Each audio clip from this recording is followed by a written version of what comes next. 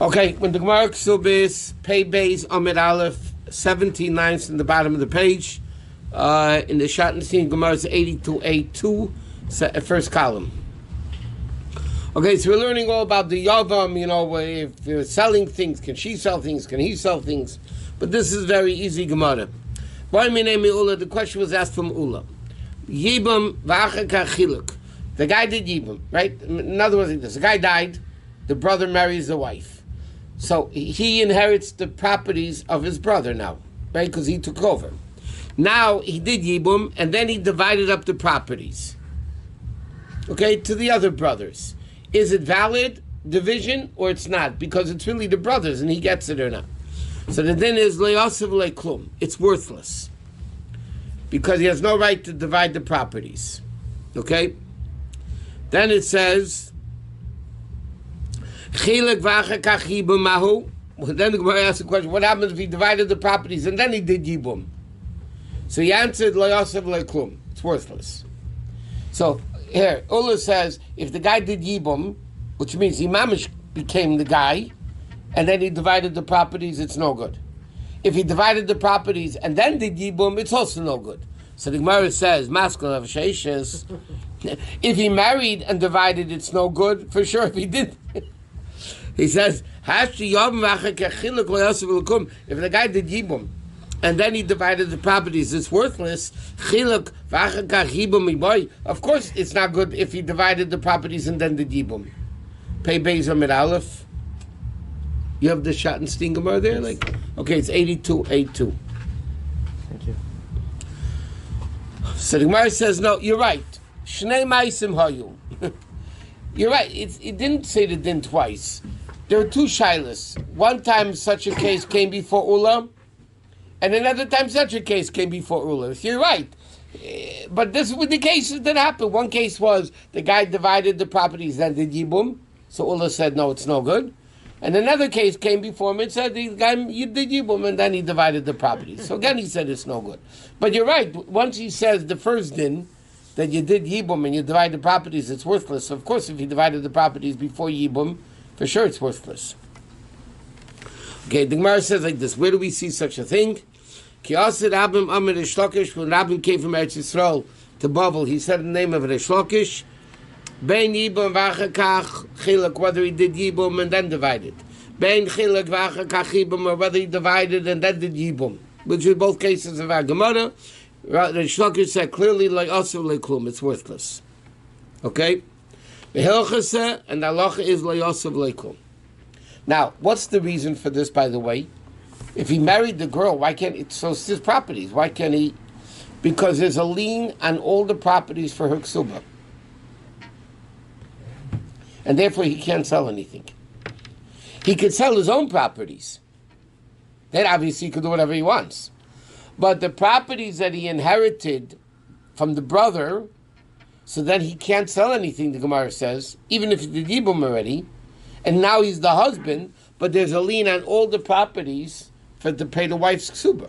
If there's a lien to pay the wife's ksuba, then there's no way he can sell it. Chacham didn't let him because the wife needs a guarantee on the ksuba. Simple. Okay, so it says now in the Mishnah another thing. Chachamim meimrim, Peiris HaMechubarim LeKarka, the produce which is connected to the ground, Shaloihu as his, the Yibums. So Gemara says, Amai, why? Because it says, everything's bound for her ksuba, so why is it his?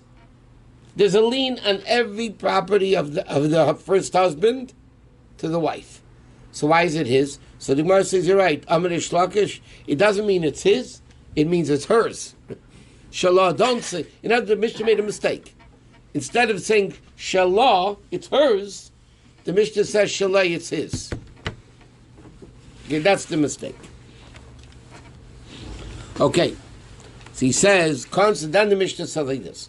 Once the guy does Yibum, yeah, it says, Arehi ki ishtei. It's like his wife in all respects. Right? It's his wife. So the Gemara says, L'may hilchas, so what difference does it mean? What does it make? Okay, he had to do Yibum. He did Yibum. So Mishnah comes along with a brainstorm. Yeah, now she's 100% his wife. Like, what difference does it make? In reference to what? So he says, interesting thing. Shemagashe beget, that now, if he wants to separate, he needs to get, or machzira, and he can take her back afterwards also. And I was going to say why I think not. So in other words, Mishnah says like this. Once a guy does Yibum, this is a very practical halacha. I mean, practical. We don't do Yibum today anyway. A guy marries his brother's wife, right? Because the guy died. So the Mishnah says, now they're married, Yibum, 100% married, like a wife. What does it mean? What happens if we want to break up now? Can't do chalitza. Chalitza is only before he married her. Right? So what do you do now if you want to break? Get. So you need a get. Number one. And number two, that if she doesn't marry anybody else, he can remarry her. Right? That's the halach. He could remarry her. Which, by the way, is a very, very big chiddush. The Gemara is going to discuss it now. The Gemara says like this, 1 minute. Megashe beget, he has to divorce her with a get? Pshit, of course. I mean, how else would you get rid of her? They're husband and wife. Of course they need a get. So the Gemara says, Ma'alatem, I would think. The Torah says he has to take her for a yibum, which means yibum im harishenim alet, still the concept of yibum. And therefore, lasiz gela beget. A get wouldn't be enough. She would need also chalitza. Kamash Malan, it tells us no, a get is enough. In other words, the Gemara says like this. The Torah says you marry her v'yibma. So I would think it's still a yibum over here. And how do you, before yibum, how do you break from her? With chalitza. So the Gemara says, I would think without our Mishnah, that if the guy does yibum with his sister-in-law, I would think, and they want to break up, they would need a get and chalitza. Because it's still a yibum. Now the get still has the brother's name on it, is that? No. The ketubah? The ksuba, yeah. The ksuba is the brother's pays the ksuba. He just took over. He changed bodies. He changed bodies. I got it. He changed bodies. I was thinking the names were different, but it's... Yeah, but it doesn't matter on because... the get, there's no names yet. No, but... The brother didn't have a get. Right, but the Gemara says the chiddush is... No, I got it. I would think you need get and chalitza. So the Mishnah says you only need a get. You might think also need only chalitza, not get, no? No, you would need get for sure because they're married now. The Yibum, the chalitza, they're not married. But now they're married. So she's an Eishes Ish. If the brother got divorced before he had children, you don't have to do yibum. And also the guy has to be dead to get chalitza. Right, but I'm saying, no, but she does chalitza with the brothers. I would think this brother that married her, now that they break, would also need chalitza. No, it's a logic thing to say, because the Torah still calls him yibum, v'yibma, which means you marry her, but the Torah calls you yibum. So I would think you need a get, and chalitza, the Mishnah says, no, you only need a get. Who's calling it what do you call it, marriage? What? Where do you find it? Like the Torah says Yavama. Torah doesn't say his wife. Where do we learn this word, his wife? Who, by yibum? Yeah. Well, once you get married. No, but how because he says Yavama, maybe I might think, okay, that is a chalitza. Where do you find the word? Yeah, but the bottom line is they're still married. Where do you find this word married? We don't find it. The Torah call it Yavama. Yeah, no, the Torah says that you take her for a wife, v'yibma. Yeah, there is an expression there, wife, yeah. But the Gemara's chiddush is you don't need chalitza and get, you just need get. But now the Gemara says machzira, but now if he divorces her, he can remarry her. Yeah? So pshita, again, why can't he? Why is she different than any other wife? But here the Gemara says an interesting thing. Mao de Tema, I would think that no, he can't remarry her. Because let's picture it this way. You're not allowed to marry your sister-in-law. Okay, if they had kids, the first guy. Yeah? Reuven and Shimon are brothers. Reuven married Rachel. Okay? The case over here is Reuven died, no kids, so Shimon has to do Yibam with Rachel. Right? But what happens if they had kids? And they got divorced. Shimon would not be allowed to marry his sister-in-law, his ex-sister-in-law. It's a erva. It's forbidden. Right? So Gemara says like this. It's a very big chiddush if you think about it. The only reason he was allowed to marry her, because the Torah makes it a mitzvah to marry her, right? But I would think if they get a get, then it goes back to the first status of a sister-in-law. Now it's not a mitzvah anymore. The mitzvah is to do yibum with her the first time. Because normally you're not allowed to marry a sister-in-law, right? If there would be kids, you wouldn't be allowed to marry a sister-in-law. Or if he didn't die, he divorced her. You wouldn't be allowed to marry, well, that's irrelevant in that case. But you wouldn't be allowed to marry her. Right?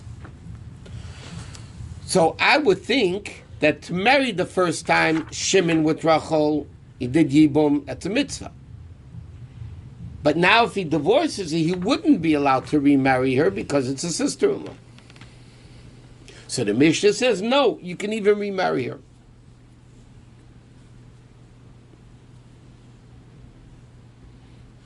Because she leaves the status of Right. previous sister.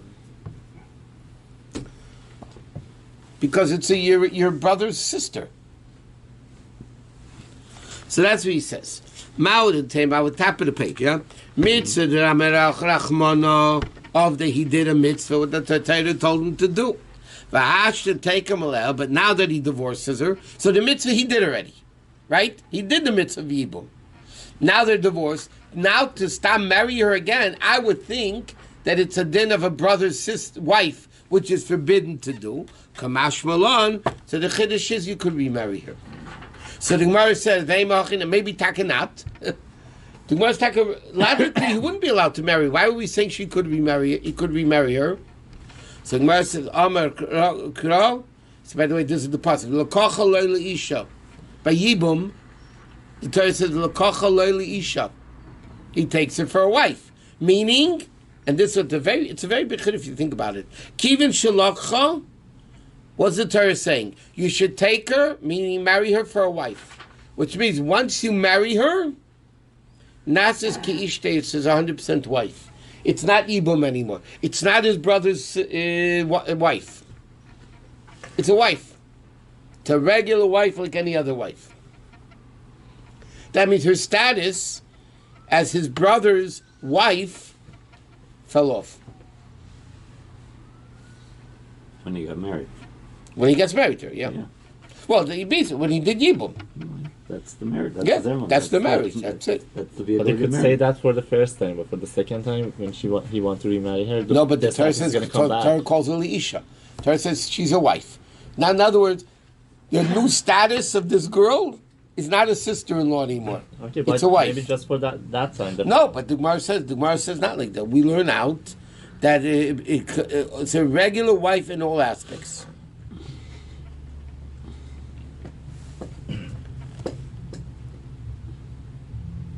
So bottom line, the Mishnah's teaching us this din over here, that once he marries her, the Yabim still can't divide the property, because there's a lien on the property for her ksuba.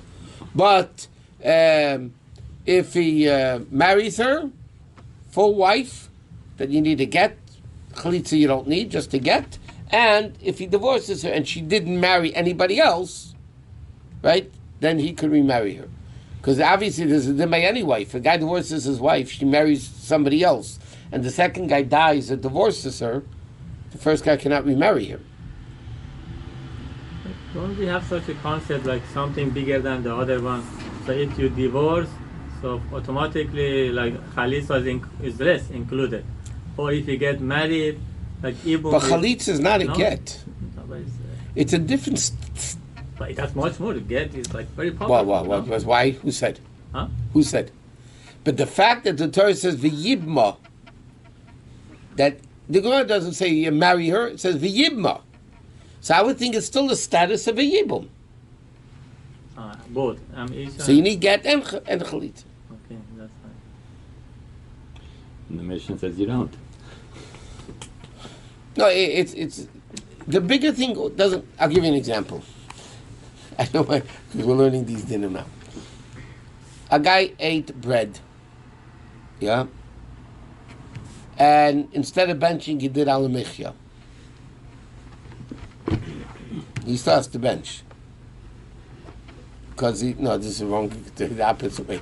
But the bottom line is, get is a get, chalitza is a chalitza. This frees this one, and this frees this one. But the fact that the Torah says when he marries her, v'yibla, I would think you have to do both. So the Mishnah says no. Because both Rosh and Right. What if you had the sons on the bench? Huh? Hey, you instead of benching. Oh yeah, that. So then that's. He said more than a person is of benching, yeah. No, you can't. That's what you have to. You have to bench again. But you can say benching instead of. Okay, next. Okay, so he says like this, that the Mishnah said that when the guy does yibum, bilvad should take subasa on nichse b'ayla rishon. That her ksuba, what's the obligation of the ksuba? On the first husband's property, not the second husband's. Right? That means when Shimon marries Rachel with yibum, he doesn't have to pay the ksuba from his property. The lien of the ksuba is on the first husband's property, even though now he married her, right? So it's his wife. Why isn't there a lien on his property? So Mishnah says no. There's no lien on his property. He did yibum. Is only a lien for the ksuba on the husband's property. It's still the original. So the Gemara says, my timer. Isha ikna le min hashamayim. They gave him a wife from heaven. In other words, he didn't choose to marry him. So the Gemara says, the Gemara explains the reason. He didn't choose to marry this girl. Heaven decided he has to marry her. Right? So he said, why should I have to pay for it? I don't want to marry her. The Torah says I got to marry her. So why should I have a lien on my property? The lien is only on the first husband's property. And therefore, but the Gemara says like this, what happens if the first husband left no property at all? Broke. So now where's she going to get the ksuba from? The inheritor. So no. Ista Misheni. Then she gets the ksuba from the second husband, who is the Yavam. Why? Kadesh Leite Kala Be'inav Leitzia. You shouldn't find it easy to divorce her. Okay? Meaning like this. Contradiction. No. Why did a Chachamim make a ksuba? Protect the woman. To protect the woman, that the guy shouldn't just divorce her. Right? If a guy didn't have to pay a ksuba, he'll marry a divorce and marry a divorce. What was the big deal? Right? So to protect the woman, the Chachamim said, you divorce her, you have to pay a ksuba. Right? That there shouldn't be kala ba'ina, very easy just to get rid of her. So the Gemara says, if that's the case, the whole concept of ksuba is to protect the woman. So if the first husband left nothing, what's going to stop the second husband from divorcing her? If he doesn't have to pay a ksuba, he'll dump her in a day. Even if the first one leaves something for her, the second one doesn't get bothered by divorcing No, her. if He's he not left, losing anything. you're right, but at least she'll get money. At least she'll be protected. She'll have some income. You're right. It's a good point. There's no reason why the second guy can't divorce. He's not paying anything. But she'll be protected. But in this case, she's totally not protected. So Chamim said, then the Yibum has to pay the ksuba.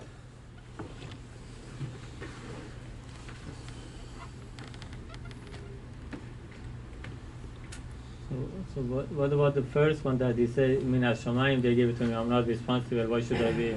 It's like, doesn't go with the second one. What does that mean when he said, also means that heaven gave him his wife? What does that mean? One second. So they asked the question over here. He brings out so you're right. So then, but the guy can say, I got a wife from heaven, what do you want from me? The Gemara has just got through saying a logic. Why is he not responsible for the ksuba? Because he didn't ask for this. Yeah? Okay, now though, if the first guy left nothing, he has to pay the ksuba. But why can't he come along and say, listen, I didn't want this marriage, God gave it to me, what do you want from me? So Taisus answers, he still benefits.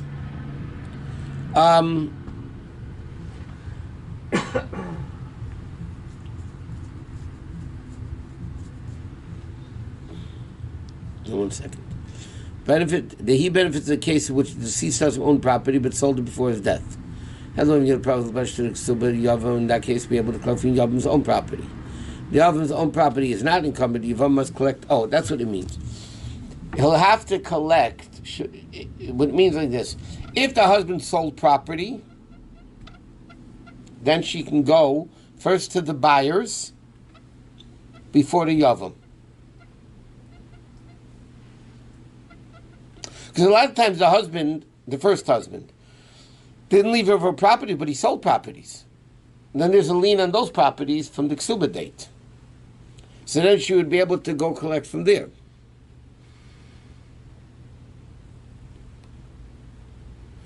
But if Taka, there's nothing sold, nothing, then she has to be protected. A man dies with a wife and 5 daughters. Is that still the same? There's no Yibum then. But he needed a son for the name to go. Doesn't matter. The din is only if there's no kids.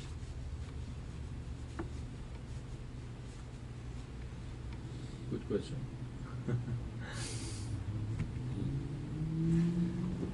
Yeah, but she can go to the buyers. Okay. Then he says like this: the Yom Law, a man, not the Yibum, and not a regular husband, by the way, is able to tell the wife, "Harei ksubasach, your ksub is lying on the table." Meaning like this: a guy can't tell his wife, "Okay, listen, here's your money for the ksuba, and I'm going to sell all the other properties." This is speaking by Gemara says there's no difference in this case between a regular husband and wife or yibum, right? There's a lien on the properties for the ksuba. So let's say the ksuba is $200, yeah? So the husband says to the wife, listen, here's your $200. I'm going to sell all the other properties. He can't do it. Not a regular husband, not a yibum. He cannot do what the Mishnah says. And he says, my v'chein, why does it mean also by a regular wife? Okay, why would I think it's different? He says like this: Ma'odetema in the case of a yavam, that he can't designate money for her, the leikosova, because in the ksuba that he doesn't write for her, right? They're using the first ksuba from the first husband. The first husband writes, or regular husband writes, that I own or that I will own. Everything is bound and leaned for the ksuba. Yeah? Aval hoch, but in case of ordinary wife, that he says, the kanoi or the kanina, that I own or that I will buy is bound for your ksuba, I would think some chadai that she's okay with it. Kamashma, okay, it's very simple. Why can't the husband say, again, this whole ksuba bit, the lien on the properties, is to protect the woman. Right? Why can't the husband say, you know what, here's your ksuba, okay, and all the other properties I'm going to deal with? Why can't he do it? Because the woman doesn't like the idea. What happens if something happens to this? What protection does she have? The husband says, okay, here's your ksuba money. It can get lost, it can get whatever. There's no certainty for her that it will be good. So she doesn't like the idea. So I would think by a regular husband, she would be more comfortable. Why?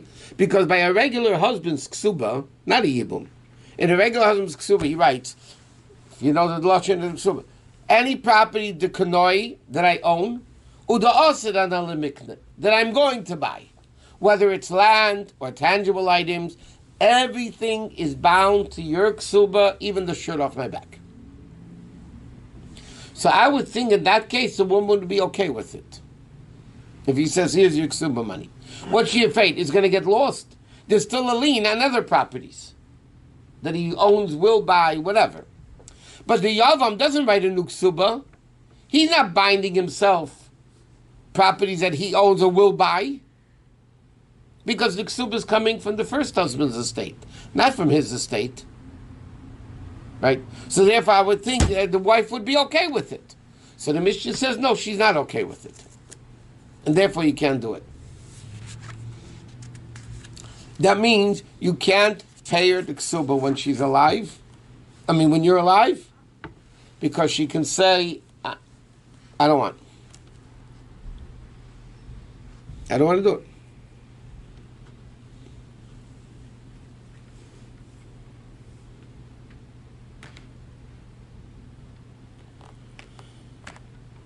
If the person goes, he loses everything, like bankrupt or whatever. What? If the person go bankrupt, like he lose everything. There's no bankrupt in Allah, by the way. No, I mean like he lose everything, right? He lose everything. No. Right? So what is the protection for the wife, the ketubah? Is he obligated to borrow money or? Because we want The kids would have to.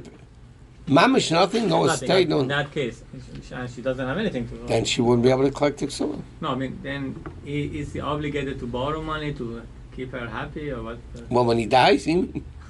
No, because we said you cannot give the ketubah to the boy. Oh, this is yours, because she feels more comfortable that there is something That there. she'll get. But when there is nothing, how can she?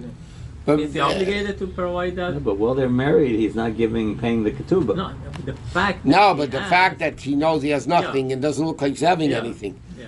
then it's tough luck. Once again, Let me answer a question. A woman with the ksuba is like a loan. He owes her money. Okay, I borrow $1,000 from you. Yeah, you put a lien on my property, everything. Yeah, fine, right? I don't have any property. I don't have any money. What do you do? you can't do anything. What do you do? I'm not denying I owe you the money. I owe you the money, but ainly. You can say, I don't have. See, in today's world, they say ainly, and they're driving around Teslas and Bentleys and $10 million homes, and they say ainly. You know what I mean? But those days, the attacker guys had nothing. Yeah? They lived hand to mouth, especially mamish, right? What do you do? Take a loss. But there's no bankrupt in halacha because, by the way, there's still an obligation to pay. It's still, for Marshall, I'll give you an example. If a wife damages somebody's property, couple's married, yeah? The wife goes and breaks somebody's windows, whatever. Yeah? Now, officially, a wife has no money because whatever she owns belongs to the husband. Correct? Halachically. So what's the story? Husband has to pay to get it paid. No, the husband doesn't have to pay it. According to halacha, I'm talking about civil law now. According to halacha, no, he doesn't have to pay it. Why? He didn't do it. She did it. Just like in halacha, if my 10-year-old kid went and burnt down somebody's house, God forbid, yeah? I'm not talking about civil law today. Halachically, the father is not responsible for what his kid does. The kid's under bar mitzvah. But then what's interesting, even when the kid becomes bar mitzvah, he doesn't have to pay. Can you take the kid as a slave? When you go It's only off, if you steal. No, 1 second though. But the wife, she's an adult. We're talking about over 12 years old, yeah? So then the din is, she has a debt to pay. Right now she has no money. If she gets divorced, or the husband dies, there's a ksuba, she has an obligation to pay that debt.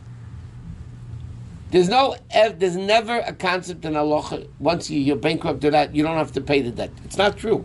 You have no money, okay, you don't pay it now. When there's money, you have to pay it.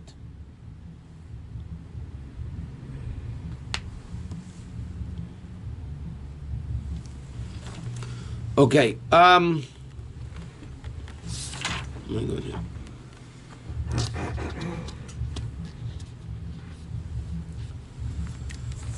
Okay, then the Gemara says like this.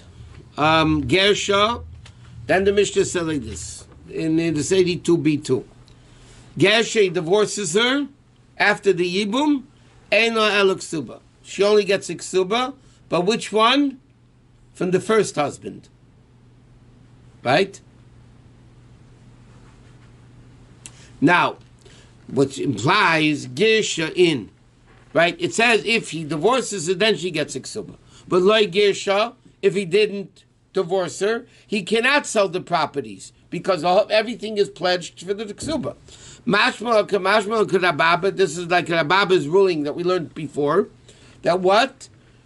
That the only way, remember Rabbi said this before, if the Yibum, the Yavam, the man, wants to sell the property of his brother, he can't do it because there's a lien on the whole estate. What could he do? He gave him an eitzah. Divorce her and remarry her, and then you can sell the property.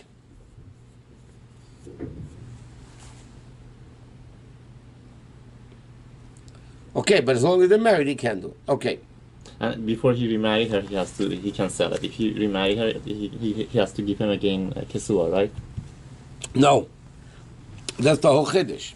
If he divorces her the first time, he has to give her a get and the ksuba. Now he remarries her, you don't have to give her a ksuba. Yeah. She's marrying it with the intent of the first ksuba that she got already.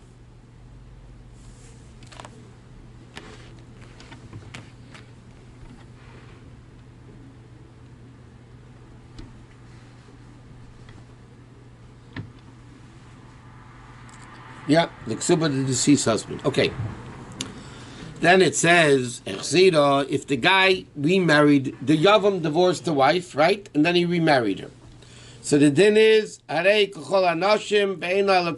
only gets the first ksuba of the first husband, not of him even. In other words, there's a din like this. A man, Reuven and Rachel are married. Forget Yibum. Reuven and Rachel are married. They get divorced. And then he remarries her. She doesn't get a double ksuba. The remarriage is with the intent of the first ksuba. Okay? So now he have to pay off the ketubah with the first get, or the first get. You said he's divorcing her, right? So then doesn't he have to pay her the money for the ketubah? Not right away. He didn't pay it yet. Or even it could be even if he did pay it, she doesn't have to get it again.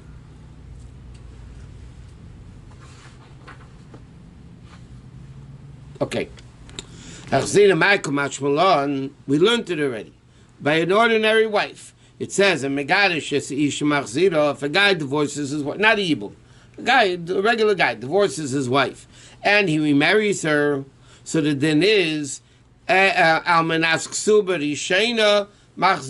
only goes back with the intent of the first ksuba, not a second one.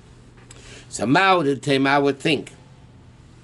So the Gemara says, what's the chiddush? It already says it in another Mishnah that she goes back to the first ksuba. So he said, I would think dealer cause of lamine, because when he remarries her, okay, now he secures his own property. That's what I would think. But there's not the Yavam wrote the first ksuba. The husband did. The first husband did. Then I would think she can get a ksuba from his property. No, it says like this. This is different, a yavam, than a regular wife. Regular wife, husband and wife. Okay, so he secured the ksuba. Okay, therefore they divorce. If we remarry her, it's the same secured ksuba from the first marriage. But by a yavam, it's two different marriages. First he married her as a yavam, then divorced her. Now he remarried her as his own guy. So I would think there's a ksuba lien on his property now. So we say no. It's all the first ksuba, even by a yibum. Okay, this is now stam interesting Gemara. Amir of Yehuda b'Rishayna Yukesin l'ksula. Initially, meaning in the olden days, they would write 200 zuz for a virgin, or a mana, like we do now, right? Okay, what happened? V'ayu maskinim v'ayu noisim noshim. Oh, what happened was like this. They would, initially, it's interesting, when they first wrote the ksuba, they didn't put a lien on the properties. They gave a psula 200 zuz, and a almana, a divorcee, 100 zuz, and that was it, and it was not secured. Okay? Now, nobody wanted to marry these guys. Girls. No girls wanted to marry a guy. What security does she have? a guy comes over to a woman, okay, the way it used to be. Okay, let's get married. Your ksuba is 200 zuz. Yeah? What guarantee does she have of it? There was no lien on the properties. Later on, they made a lien on the properties. So then she was okay to get married. Because at least I know there's a lien on properties. I have a collateral for it. But initially, they just wrote 200 and 100 and no lien of properties. So what happened? No girls wanted to get married to these guys. So what happened? Vayom askinim, they would get old. V'lo hayonesim noshim, they wouldn't get married.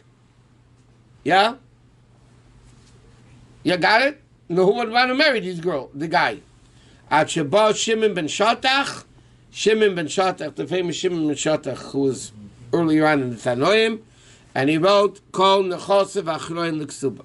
All the money is bound for the ksuba. That means, what was the fear? The women were afraid, if there's no lien on property, even that he sold, the guy will hide all the tangible items, all his cash. He'll hide in the Swiss bank, and he won't be able to get any. She won't be able to get anything. He said, I don't want to marry you. What security do I have? So Shimon ben Shatach came and said, no, we're putting a lien on all the properties that you own, you will own, that you sold. It doesn't matter, she can go collect. So then the woman would be... It's written in the ketubah? It is written in the Kesubos. Even the shirt off your back, it says. Even the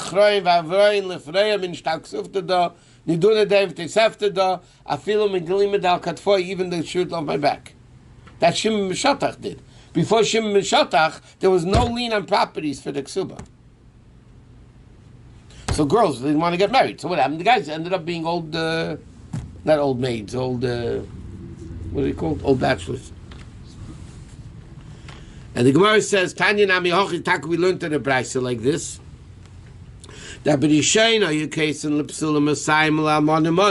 Initially, they wrote 200 and 100, but there was no lien on properties, so girls didn't want to marry the guys, and they didn't get married. His keynote, so they made a takana. They instituted, so first, before Shimon ben Shatach, interesting, what did they do? They made him to put the money in the girl's father's house. What was the girl afraid? The husband would hide his money? So when they got married, they made him, if it was a virgin, 200, if it was a regular girl, 100, they made him pay up front the ksuba and in escrow by the girl's father. Because then it would be protected. Before she went to shut up. Right. Vadayin, nevertheless, Shulkayis, when the guy got angry at her, the husband got angry at his wife. Go get, because now he's not losing any money. Understand? Guys don't like to pay money now. But this money that he already prepaid, right? He doesn't care so much if he loses. Because right now he's not losing anything in his pocket. So what happened? His kin, so he said, they leave the money in the husband's house. Okay? Then he would have to pay it out now. So he says like this, what happens? Ashidas, the wealthy girls, the wealthy women would make baskets of silver or gold and keep that. Anias, they would make it out of a urinal. I mean, whatever. It means, because like this, the wealthy women's ksubas were big. So they got a lot of money. They got a lot of gold. So what they made baskets out of gold. The poor girls' ksubas were very, very minimal. So they would have to make like urinals, baskets that had nothing on it. Okay? So they converted the money into urinals and personal items, so the husbands or the heirs would not be able to see them. Until Shimon ben Shatach came, like we just learned, what did he do? He he made a thing, okay, that all the money, because it didn't work out. In other words, before Shimon ben Shatach, they would put away the money. Either in the girl's house, then it didn't work either. Then they put it in the husband's house, that also didn't work. So what did they do? Shimon ben Shatach came, and this is what we have today in the Ksuba. There's a lien on all the property, period. Finished. And that protects the woman. And therefore they would agree to get married. What? Sorry, what used to be for Shimon ben Shatach?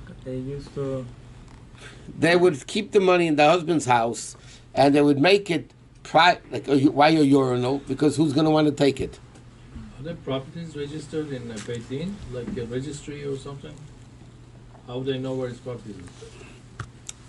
They would know because any property sold was with a document, and therefore there were witnesses. And the Gemara says any document that has witnesses, everybody knows about. For instance, in Babasa, there's a whole thing over here. If I lend you money, forget this ksuba a minute, which is also a form of a loan, but let's leave the loan out. I mean the ksuba out. If I lend you $1,000, yeah, is nothing collateral for you biblically? And the Chacham said land is, or minatera everything is collateral, and the Chacham said no, not cash. Meaning like this. Let's explain this in a very simple, practical way. I lend you $1,000. No document, no witnesses. We trust each other. Okay? Then you want to come collect. I lent you $1,000, so you owe me $1,000. So I come to you and say, pay up. I have no money. Can I go to the fields that you sold? So the Gemara says you can't. Why can't you? Because the buyers, there was no way of them knowing there was a loan on this debt. And there's a loan. So when they brought property, as far as they were concerned, there was no lien on the property. You know, when you buy property, you have to make sure there's no lien on the property. Right? If not, how can you buy a property? They're going to come and take it away from you. Yes. Okay? So in the time of the Gemara, there's no title companies. So therefore, if I lent you money with a document which had witnesses, that creates a commotion.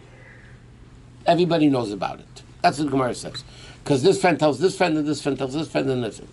Therefore, when the buyers buy land, it was their responsibility to check out if there was a lien on the property. How would they know? Because if it was a documented loan, then they would know there was a loan, and therefore they would know there's a lien on the property. But if there's no witnesses, it's just a milva balpeh, not milva bishtar, just an oral loan between me and you. So why should the buyer suffer? How are they supposed to know? So therefore, Chum said there's no lien on that property. I can only collect what you have tangible items. I can't go to your buyers and collect land. But if we have a document, then it's the buyer's fault that they didn't check into it. And if they didn't check into it, I can go to collect the land.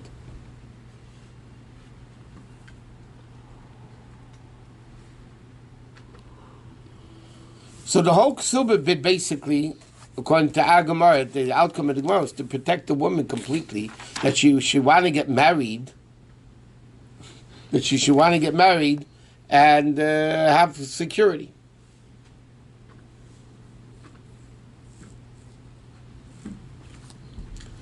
Today's a whole different world because today you have, at least in many states, community property. But we go by civil law or we go by Torah law? Well, a lot of things we're going to learn, that's what the next parak is talking about. Bottom line is, if, today, in today's world in divorces, they usually don't collect the ksuba. They don't officially, at Israel they do, but here they don't. Why? Because in the divorce settlement, you get more than the ksuba. Oh, yeah. According to halacha, when there's a divorce, all the woman gets is ksuba. There's no alimony. If there are kids, there's child support, because he has an obligation to pay for his kids. But there's no alimony in Torah law. You get married, you get divorced, you get the ksuba, and that's it. Gamarnu, you're done. So today it's a whole different story. Today you have alimony, you have the splitting the property, and this community property, so 50% of hers is hers anyway. This is a whole different story. They don't even bother collecting the ksuba today.